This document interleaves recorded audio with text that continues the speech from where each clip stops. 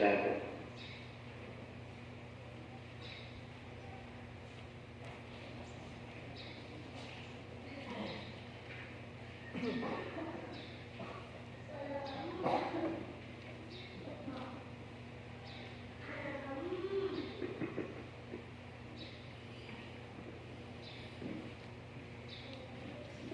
Ikaupat na pulong. Diyos ko, nganong ibiyaan mo ako, palihog sa pagkindog. Pagbasag ikan sa Santos ng Ebanghelyo, sumala ni San Mateo. Sa pagkaugto, mitakip sa tibuok yuta ang tagigit nga milungtad ng tulong ka oras. Ug sa pagkaalas 3, mituaw si Jesus. Eli, lima sa baktana. Nga sa ato pa, Diyos ko, nganong ibiyaan mo ako, palihog sa paglingkod.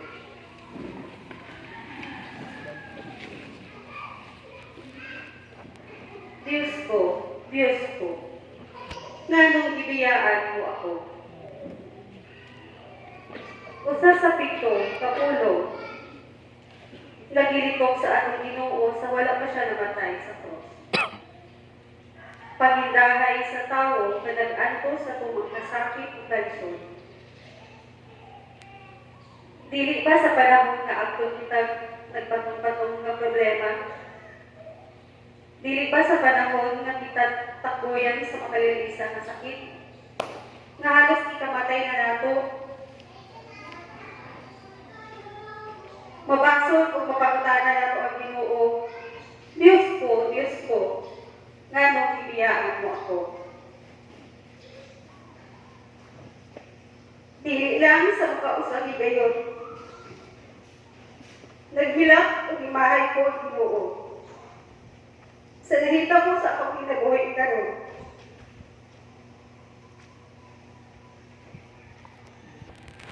Nakapagutana ako kaniya.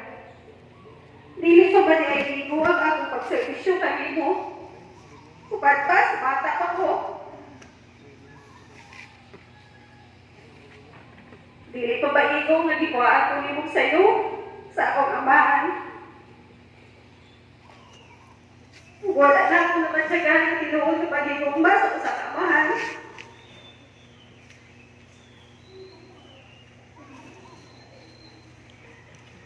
Unsay rason Ginoo nga hatagan ko nimo og pagsuway, nabug-at na kaayo anak anak ko.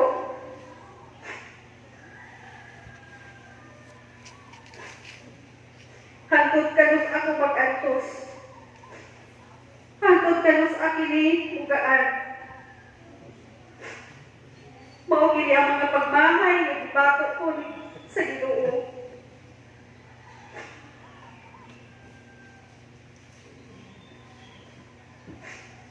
Sa makadaghang ni gayon ko ikaw gimahay Ginoo. Ilabi na kato. Niabot ka na ako ang dakong pagsuway. Nahapit na mong alas sa akong kinabuhi. Pero ang mga pulong Diyos ko, nganong bibiyaan mo ako. Tungkol sa pangitabo, nasuta kung wala ko rin yung biyain Ginoo. Usa ka na kong milagro nga niya ako karon diri sa inyong atubangan ng barong. Niadtong nahitapungan ako, nagligan tuig. Tulong ka buwan kong nagbalik-balik sa ospital, sa doktor. Tungkol sa rason na wala yung umuno nga akong breathing.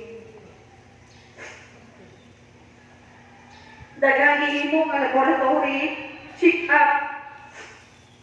Makita lang kung unsay diferensya. Pero wala nakita ang mga doktor. Niulit ko sa amo, padayon ko sa pagpangabuyo. Uban gihapon sa mga pangutana sa Ginoo. Unsa na ko kini gihatag kanako?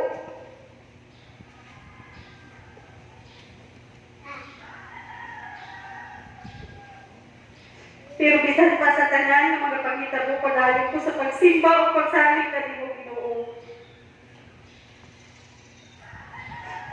Di bali ko pag-usap sa doktor aron sa pagpangita o laing paagi aron makita ang hinungdan sa akong ibansya. Di ato gabi sa wala kami balik sa doktor. Di sakit ang todo ang akong puskon. Na halos ikamatay na ako ang kasakit.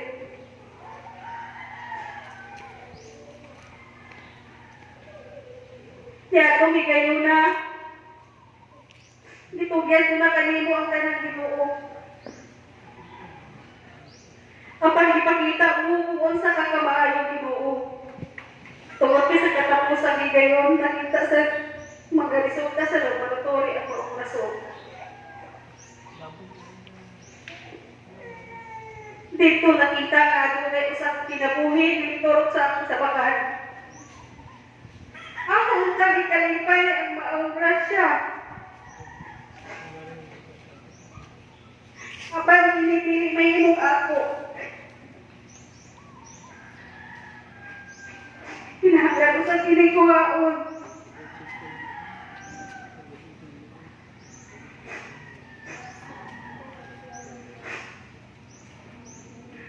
Dahil may desisyon ang doktor nga ora mismo kinahanglan ito pagkirahan. Kinahanglan yung desisyon na ako magpiayon. Anong dili ko madaot. Apan wala kami ibong katidad.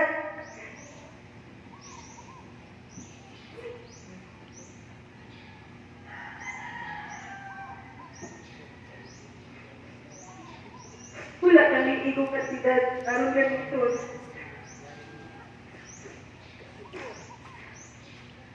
Niya, itong ngayon na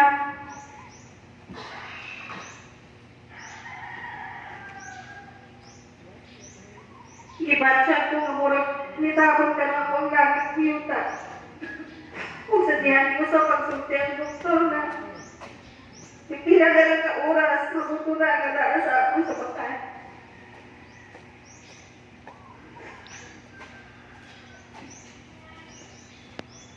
Wala kami lang na himugawa sa paghilap o pagsalit na rin sa tanang Ginoo.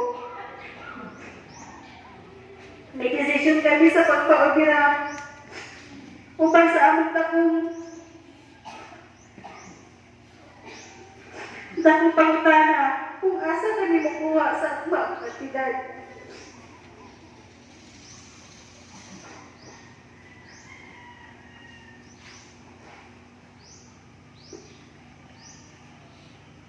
Apan maayo pa ka namo Ginoo. Wala kumili mo pasagdi. Di gamit ka o mga tao na masulbad namo ang problema. Ginoo sayop ko kung usa kami kanimo kapalangga. Labi na Diyos sa ako kinabuhi. Wala kay gihatag ka nako na krus nga dili nako madaog. Kung niinig lang kinabuhi Ginoo nga gihatag nimo kanako, isaad ko.